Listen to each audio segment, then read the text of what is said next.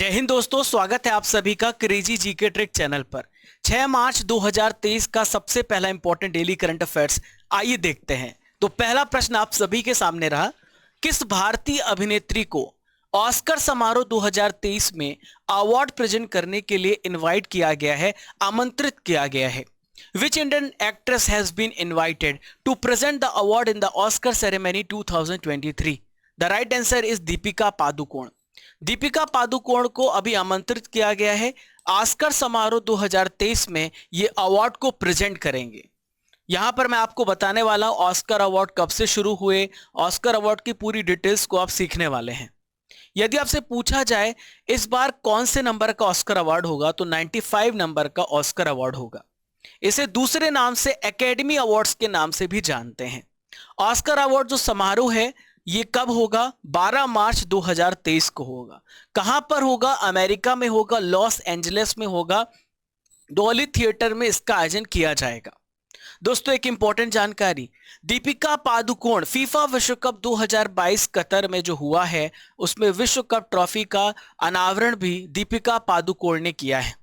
Oscar award मैं आपको बता दूं और भी लोग हैं जो दीपिका के अलावा यहां पर शामिल होंगे, जो अवार्ड को प्रेजेंट करेंगे।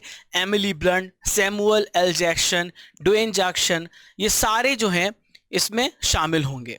ऑस्कर अवार्ड की बात करेंगे दोस्तों, तो ऑस्कर अवार्ड जो है हॉलीवुड का यानी हमारी पूरी सिनेमा जगत का सबसे प्रतिष्ठित पुरस्कार समारोह है।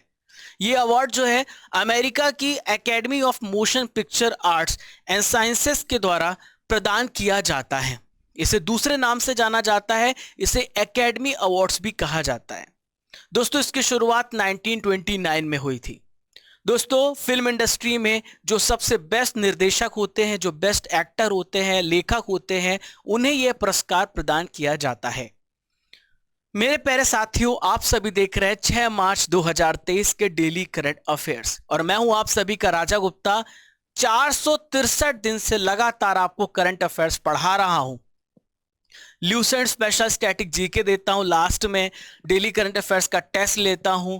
क्लास आपकी हिंदी और इंग्लिश दोनों माध्यम में है। यह है करंट अफेयर्स की ब्रह्मास्त्र क्लास, भारत के सभी एग्जाम्स के लिए जरूरी है। 25 से 30 मिनट में आपको 200 से 300 जानकारी प्रदान की जाती है।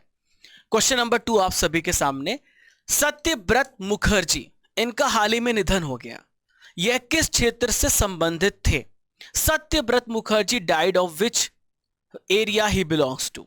तो ये राजनीति पॉलिटिक्स क्षेत्र से संबंधित थे, इनका हाल ही में निधन हुआ है। यह है सत्यव्रत मुखर्जी जिनका हाल ही में निधन हुआ है। ये पूर्व केंद्रीय मंत्री थे, कोलकाता में इनका निधन हो चुका है। इसके अलावा भारत के अतिरिक्त सॉलिसिटर जनरल के रूप में भी कार्य कर चुके हैं। दोस्तों केंद्रीय रसायन और उर्वरक राज्य मंत्री के रूप में इन्होंने अपनी सेवाएं दी हैं और फिर वाणिज्य और उद्योग मंत्रालय भी संभाला है। दोस्तों यहाँ पे परीक्षा संजीवनी ले लीजिए, हाल ही में जो हुए निधन है उसे डिस्कस करेंगे। एएम अहमदी भारत के पूर्व मुख्य न्यायाधीश थे जिनका निधन हो गया है। Former governor of Gujarat OP Kohli, इनका निधन हो चुका है।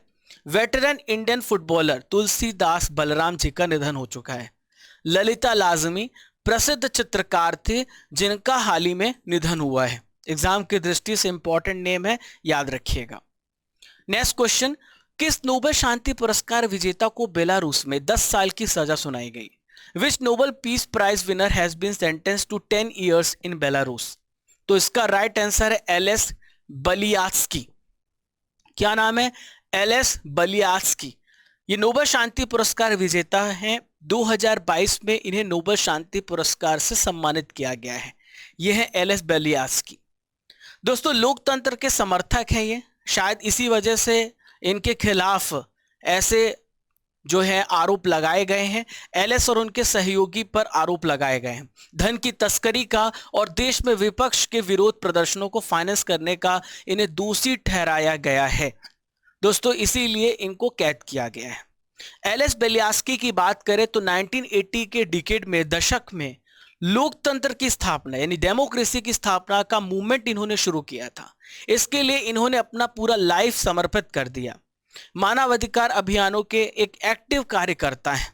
इन्हें कई बार गिरफ्तार किया जा चुका है। दोस्तों 2022 के नोबेल शांति पुरस्कार विजेताओं के नाम जान लेते हैं। तो सबसे पहले एलिस बेलियास्की हैं जो बेलारूस के ह्यूमन राइट्स और बेलारूस के क्या है, ह्यूमन राइट्स कार्यकर्ता हैं।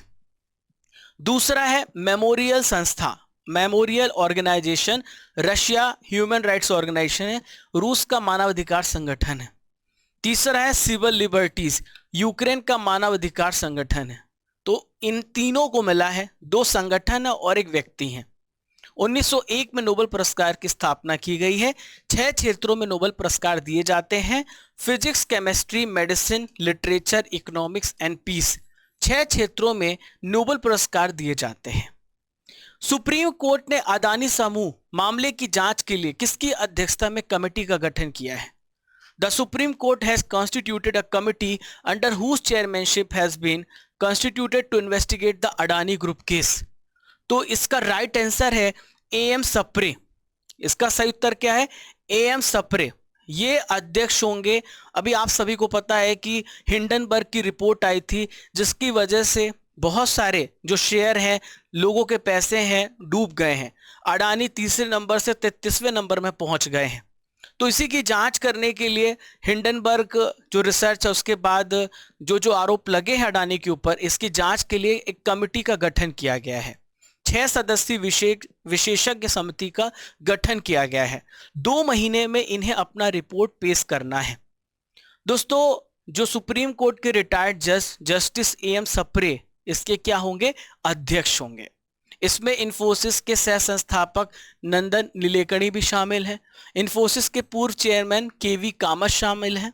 एसबीआई के पूर्व चेयरमैन ओपी भट्ट शामिल हैं। बॉम्बे हाई कोर्ट के पूर्व न्यायाधीश जेपी देवधर शामिल हैं और अधिवक्ता सोमशेखर सुंदरसन शामिल हैं। ये 5 लोग हैं और एक आपके अध्यक्ष। तो 6 लोगों के नाम भी मैंने आपको बता दिए हैं। दोस्तों, आज की नॉलेज की फैक्ट्री में हम डिस्कस करने वाले हैं वर्तमान में कौन क्या है, बहुत इंपॉर्टेंट है। तो प्रेजेंट में चीफ जस्टिस कौन है? यह है धनंजय यशवंत चंद्रचूड़, DY चंद्रचूड़, 50वें नंबर के भारत के CJI हैं। यदि आपसे पूछा जाए कि राज्यसभा के महासचिव कौन है, तो यह है PC मोदी, प्रमोद चंद्र मोदी। लोकसभा के महासचिव कौन है? तो यह है उत्पल कुमार सिंह। लोकसभा में सत्ता पक्ष के नेता कौन है? नरेंद्र मोदी जी। लोकपाल कौन है? तो यह प्रदीप कुमार मोहंती जी, ये कार्यवाहक है, एक्टिंग है। भारत के कानून सचिव कौन है? अनूप कुमार मिंदी रत्ता। भारत के विदेश सचिव कौन है? विनय मोहन क्वात्रा। क्या नाम है इनका? विनय मोहन क्वात्रा नाम है, याद रखिएगा, पूछा जा सकता है। दोस्तों, आप सभी के लिए एक स्पेशल ऑफर है, होली ऑफर आप सभी के लिए हम लेकर के आए हैं। होली के अवसर पर हमारे क्रेजी जीके ट्रिक, हमारे रूट एप्लीकेशन में जितने भी कोर्सेस हैं, टेस्ट सीरीज हैं, ई बुक हैं, उस पर हम आपको लगभग अप टू 80% का डिस्काउंट दे रहे हैं सभी कोर्सेस, सभी प्रोडक्ट्स पर। आप इसका फायदा उठा सकते हैं और कोड यूज कीजिएगा होली 80। नेक्स्ट क्वेश्चन ये रहा, जल शक्ति अभियान कैच द रेन 2023, इस अभियान की थीम क्या है? What is the theme of जल शक्ति अभियान कैच द रेन 2023 कैंपेन? तो फ्रेंड्स, इसका राइट आंसर है source sustainability for drinking water. जल शक्ति अभियान कैच द रेन 2023 की थीम क्या है? याद रखिएगा, source sustainability for drinking water. दोस्तों, भारत की यहां पर आप देख पा रहे हैं भारत की राष्ट्रपति हैं, ये हैं द्रौपदी मुर्मू जी, 15 नंबर की राष्ट्रपति हैं। तो इन्होंने स्वच्छ सुजल शक्ति सम्मान प्रदान किए हैं और कैच द रेन 2023 का शुभारंभ किया है। इसकी थीम मैंने आपको बता दी है। सुजल शक्ति सम्मान 2023 का उद्देश्य क्या है? जो भी उपलब्धि हासिल करने वाली महिला है उनको जमीनी स्तर से सबसे आगे लाना है। ठीक है, महिलाओं को जमीनी स्तर से सबसे आगे लाना है। जल शक्ति अभियान 2019 में लॉन्च किया गया था। इसका उद्देश्य वाटर को कंजर्वेशन करना, वाटर को कंजर्व करना, जल संरक्षित करना और इसको बढ़ावा देना। नेक्स्ट क्वेश्चन ये रहा, भारतीय पुरुष हॉकी टीम के नए मुख्य कोच के रूप में किसे नियुक्त किया गया है? इनका क्या नाम है? बहुत इंपॉर्टेंट क्वेश्चन है। तो भारतीय पुरुष हॉकी टीम के नए कोच बने हैं क्रेग फुलटन। क्या नाम है? Craig Fulton. तो हॉकी को अगर फुल सपोर्ट चाहिए तो फुलटन होना जरूरी है। तो क्रेग फुलटन जो है पुरुष हॉकी टीम के नए कोच बने हैं। ये साउथ अफ्रीका के निवासी हैं, साउथ अफ्रीका के नागरिक हैं। अभी भारतीय पुरुष जो हॉकी टीम है उसके कोच बनाए गए हैं, याद रखिएगा, ठीक है। तो ये क्रेग फुलटन जो है दक्षिण अफ्रीका के हैं, नए मुख्य कोच नियुक्त किए गए हैं। ये किन की जगह लेंगे, तो इनके पहले ग्राहम रीड कप्तान थे, कोच थे, उनकी जगह लेने वाले हैं। क्लियर है दोस्तों। हॉकी विश्व कप 2023 की बात करेंगे। 15th हॉकी विश्व कप भारत में हुआ था, उड़ीसा में, आप लोगों को याद होगा। तो उस पे जो हमारा विनर बना वो जर्मनी विनर बना। फाइनल मुकाबला 29 जनवरी को हुआ था, भुवनेश्वर के कलिंगा स्टेडियम में खेला गया था। फाइनल में जर्मनी ने बेल्जियम को 5-4 से हरा दिया था। चलिए अगला प्रश्न देखते हैं। मऊगंज किस राज्य का 53वां जिला बना है? तो मऊगंज नया डिस्ट्रिक्ट घोषित किया गया। तो मध्य प्रदेश में पहले 52 डिस्ट्रिक्ट थे, अब मध्य प्रदेश में 53 डिस्ट्रिक्ट हो गए हैं। मऊगंज को नया जिला घोषित किया गया है। तो यह है शिवराज सिंह चौहान, जो कि मध्य प्रदेश के चीफ मिनिस्टर हैं, इन्होंने इसकी घोषणा की है। रीवा जिले की तहसील मऊगंज जो है प्रदेश का 53 नंबर का जिला बनाने की घोषणा की गई है। दोस्तों उत्तर प्रदेश की सीमा से सटा मऊगंज जिला है। 4 तहसीलें हैं इसमें। पहला मऊगंज है, दूसरा हनुमाना है, तीसरा नई गढ़ी है और चौथा देव तालाब है। इसकी टोटल आबादी 6 लाख है, 6 लाख से थोड़ा अधिक है। दोस्तों एमपी की बात आ रही है, तो एमपी की जो सीमा है ना 5 राज्यों को छूती है। इधर से देखिए उत्तर प्रदेश है, ठीक है, ये यूपी है, यहां पर देखिए छत्तीसगढ़ है, और इधर देखिए महाराष्ट्र है, यहां पर गुजरात है, और ये राजस्थान। 5 राज्यों के साथ एमपी की सीमा छूती है। क्षेत्रफल की दृष्टि से राजस्थान के बाद मध्य प्रदेश दूसरा सबसे बड़ा राज्य है, और सबसे ज्यादा जो वन है कहां पर है, मध्य प्रदेश में सबसे ज्यादा वन पाए जाते हैं। अभी प्रेजेंट में गवर्नर कौन है? मंगू भाई छगन भाई पटेल, और शिवराज सिंह चौहान यहां के चीफ मिनिस्टर हैं। कैपिटल है भोपाल। पहली बार महिला प्रीमियर लीग किस स्थान पर शुरू हुआ है? तो आप लोगों ने अभी आप देखेंगे जो पुरुष का प्रीमियर लीग होता है, इंडियन प्रीमियर लीग जिसे कहते हैं, तो वीमेंस प्रीमियर लीग हमने कुछ दिन पहले करंट अफेयर्स में पढ़ा था, तो अभी शुरू हो चुका है। कहां पर शुरू हुआ है? नवी मुंबई में इसकी शुरुआत हुई है। तो यहां पर 5 टीमें खेलेंगी। यहां पर आपको 5 टीमें देखने को मिलेंगी। 5 टीमें हैं Mumbai Indians, RCB, royal Challengers Bangalore, Delhi Capitals, UP warriors और गुजरात जायंट्स। ये 5 महिला जो है टीम प्रीमियर लीग में भाग लेंगे। पहला मुकाबला कहां पर खेला गया है? डी.वाई. पाटिल स्टेडियम में खेला गया है। 4 मार्च 2023 को नवी मुंबई में इसकी शुरुआत की गई है। टूर्नामेंट का जो फाइनल है 26 मार्च को मुंबई के ब्रेबॉर्न स्टेडियम में खेला जाएगा। दोस्तों मैंने आपको करंट अफेयर्स में बताया था महिला प्रीमियर लीग की सबसे महंगी खिलाड़ी कौन बनी है, तो यह स्मृति मंधाना। इन्हें 3.40 करोड़ रुपए में आरसीबी ने खरीदा है। युवा उत्सव भारत @2047 को किस संस्थान में लॉन्च किया गया? तो युवा उत्सव भारत @2047 को आईआईटी रोपड़ में लॉन्च किया गया।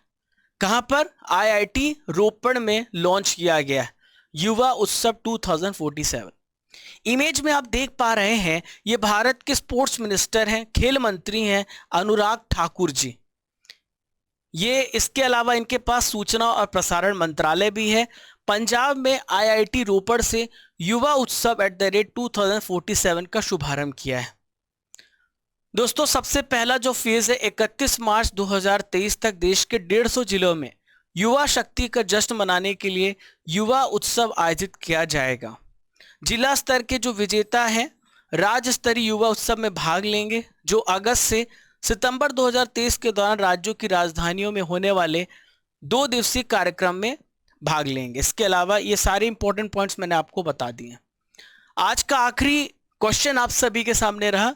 सशस्त्र सीमा बल एसएसबी के महानिदेशक के रूप में किसे नियुक्त किया गया है? तो एसएसबी की नए महानिदेशक बनाए गए हैं रश्मि शुक्ला। क्या नाम है इनका? रश्मि शुक्ला नाम है। इमेज में आप देख पा रहे हैं ये है रश्मि शुक्ला, जिन्हें एसएसबी का महानिदेशक बनाया गया है। सीनियर आईपीएस अधिकारी है रश्मि शुक्ला। दोस्तों एसएसबी का काम होता है नेपाल और भूटान के साथ देश की सीमा जो लगी हुई है उसकी रक्षा करना। देखिए, सशस्त्र सीमा बल की स्थापना कब हुई थी? 20 दिसंबर 1963 को। कब हुई थी? 20 दिसंबर 1963 को इसकी स्थापना की गई थी। दोस्तों, अब आप लोगों के सामने एक नई सीरीज आ गई है, triple R, repeat, recall, revise current affair 2022। बहुत ध्यान से सुनिए और हर एक प्रश्न का उत्तर दीजिएगा। स्टैचू ऑफ बिलीफ का उद्घाटन कहां पर किया गया है? Where is the Statue of Belief inaugurated? तो स्टैचू ऑफ बिलीफ जो है राजस्थान में स्टैचू ऑफ बिलीफ का उद्घाटन किया गया। शिव जी की प्रतिमा, आपको याद है? किस देश में हैलोवीन पार्टी के दौरान मची भगदड़ में 151 लोगों की मौत हुई? तो यह घटना हुई थी दक्षिण कोरिया में। एक सकरी सी गली में बहुत सारे युवा फंस गए, बहुत सारे लोगों को हार्ट अटैक आ गया, दम घुट गया। गुजरात के किस स्थान पे C295 MB विमान निर्माण परियोजना का शुभारंभ किया गया है?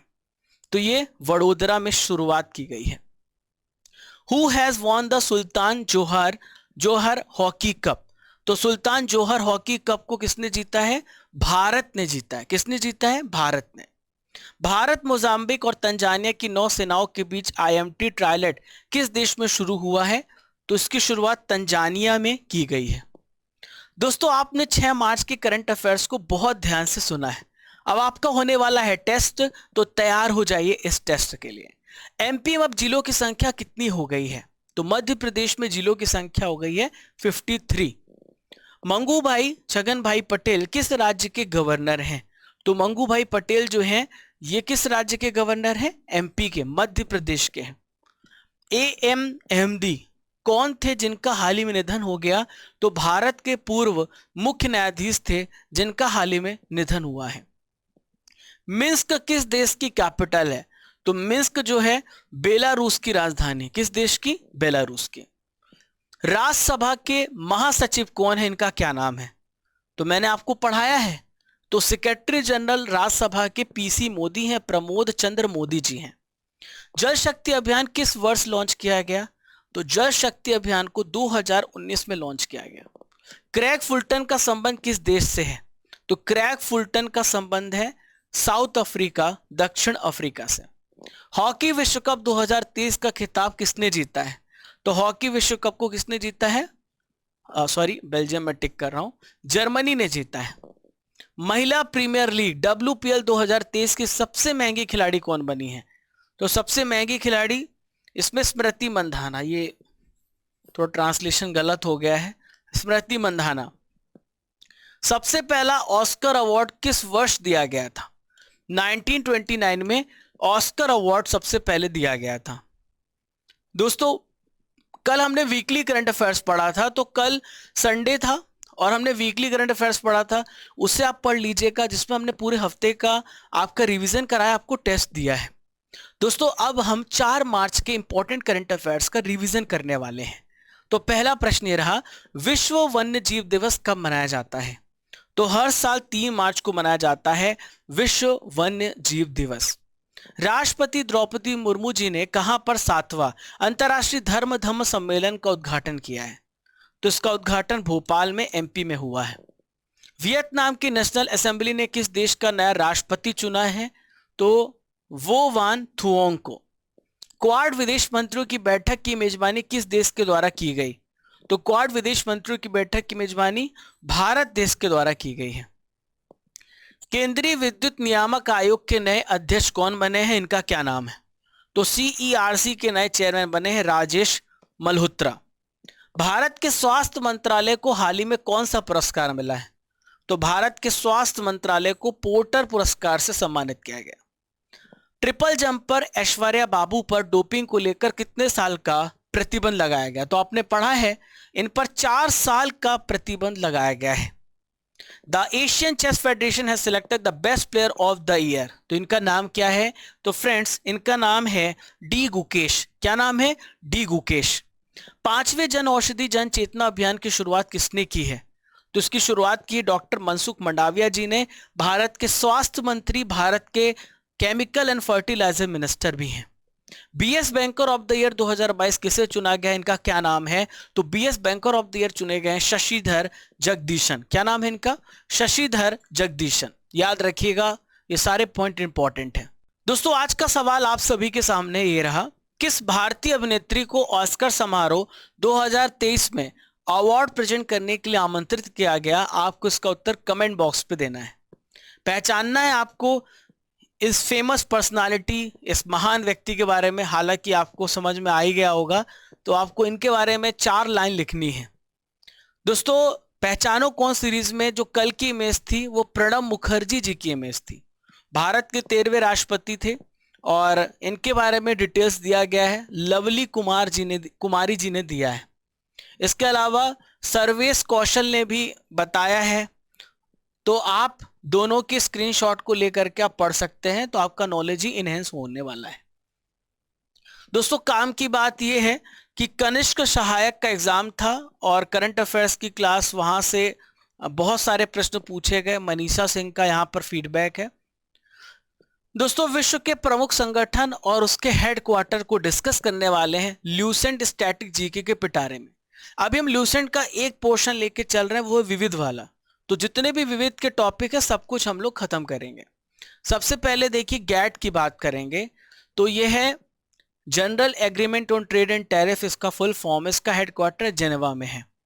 एमएनएसटी इंटरनेशनल का हेडक्वार्टर लंदन में है। एडीबी एशियाई विकास बैंक का हेडक्वार्टर मनीला में है।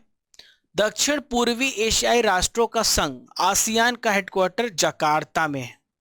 नाटो का हेडक्वार्टर कहां पर है? ब्रुसेल्स में। कहां पर है? ब्रुसेल्स में। नॉर्थ अटलांटिक ट्रीटी ऑर्गेनाइजेशन, बहुत इंपॉर्टेंट है। अफ्रीकी एकता संगठन, Organisation of African Unity, Addis Ababa में इसका हेडक्वार्टर है। रेड क्रॉस का हेडक्वार्टर कहां पर है? जेनेवा में है। सार्क का हेडक्वार्टर नेपाल की कैपिटल काठमांडू में है। और संयुक्त राष्ट्र पर्यावरण कार्यक्रम यूएनईपी का जो हेडक्वार्टर नैरोबी केन्या में है। इंटरपोल का हेडक्वार्टर पेरिस में। कहां पर है? फ्रांस में, पेरिस में है। तो ये इंपॉर्टेंट हेडक्वार्टर थे जो एग्जाम की दृष्टि से बहुत इंपॉर्टेंट है, मैंने आपको बताया।